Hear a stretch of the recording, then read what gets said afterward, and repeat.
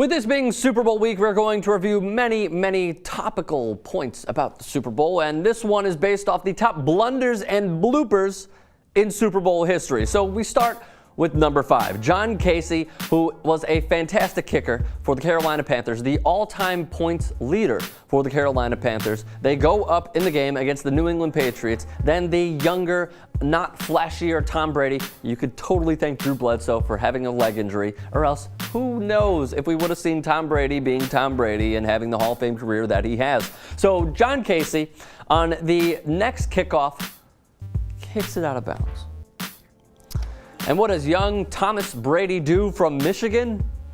He leads his team down the field to set up one of the many fine moments in Adam Vinatieri's career, hitting the game-winning field goal and putting the Patriots on top of the Carolina Panthers. John Casey will always be remembered for fantastic points, but maybe this will be number 1 on the surface and possibly his lowest point ever. So we go 1 year later in Super Bowl 39, the man that many called, at least the Philadelphia Eagles, trash-talking Freddie Mitchell FredEx. At least that's what he called himself because of his trash-talking, and he always delivered, even on Sundays. So then that fantastic safety that we highlighted before, Rodney Harrison, did he get in his grill?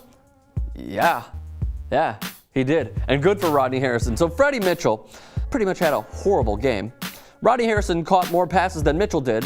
That means he intercepted the ball, not once, but twice. He had 2 interceptions. Mitchell, by the way, cut in the offseason, never played again. Super Bowl 25 in 1991 featured the Bills against the Giants. I've talked about the Bills before. I feel awful for them because they had that fantastic roster of Jim Kelly, Thurman Thomas, Andre Reed, and yet Scott Norwood, with time ticking down, a 47-yard field goal, wide right. Scott Norwood will forever live in Bills history, and his legacy will go on as sort of a failure. I feel bad for Scott Norwood. I really do. Unfortunately, he falls on this list as well. Whenever you mention Super Bowl bloopers and blunders, you kind of got to mention the Buffalo Bills. Thurman Thomas, look, he's fetching, that's Yiddish for complaining and bitching, about not getting any pub and not getting any of the media hype. And then what does he do in Super Bowl 26?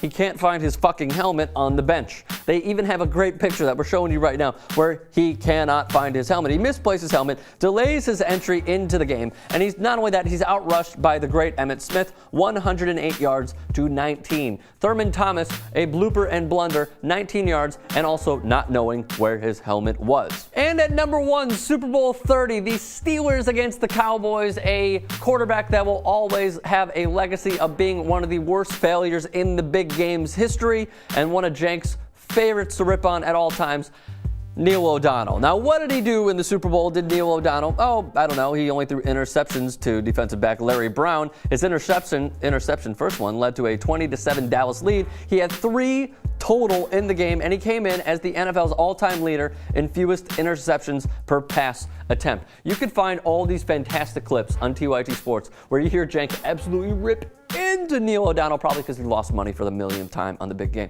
So now, what do I need from all of you guys? Subscribe to TYT Sports. You can click those buttons, unlike Vanna White, up here. And also do me a favor, tweet your best thought on what is your favorite Super Bowl memory. You can get in a clip on this very medium at TYT Sports. See you soon.